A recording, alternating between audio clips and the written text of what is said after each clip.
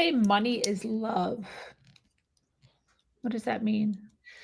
I mean that we unconsciously equate money with love.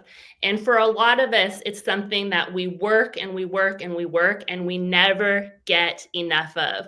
In my clients and in myself, it feels like money, aka love, is withheld. Feels like we're deprived. It feels like we're being breadcrumbed. For people that aren't in on the narcissistic lingo, breadcrumbing is when you give just enough to keep that person in the relationship, because you know if you give them nothing ever, then they will eventually leave. But if you give them like some pat on the backs and some attaboys once in a while, or go out of your way, then that keeps them around, and then you can tell them that they're crazy for thinking that they're mean or abusive. That's called breadcrumbing. And we experience breadcrumbing in our money. So it feels like dribs and drabs of money is coming in, and it feels like it's never enough and our needs are never getting met. And what we're unconsciously doing is recreating those childhood events and emotions that we've been stuck in. It's kind of like a flashback. And when you get to the root of the root of the root of people's money issues, often it goes all the way back to childhood when they were deprived of love.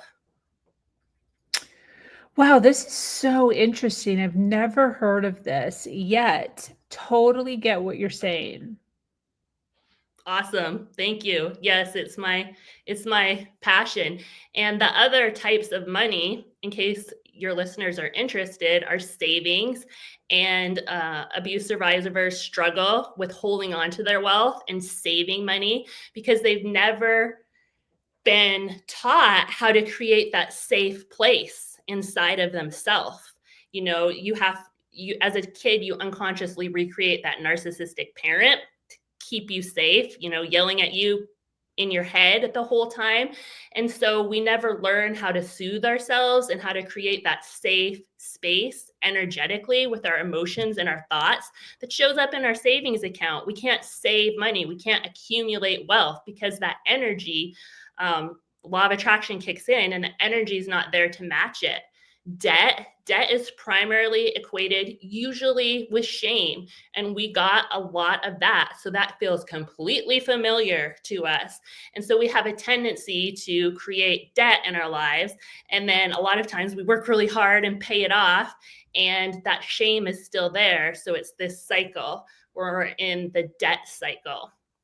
And then income, which we kind of touched on. Income goals. A lot of time goals feel unreachable and futile to people who are abuse survivors, because reaching for something and increasing your income, you need to first provide the inner validation to really go for that. We don't have any inner validation or practice in that area.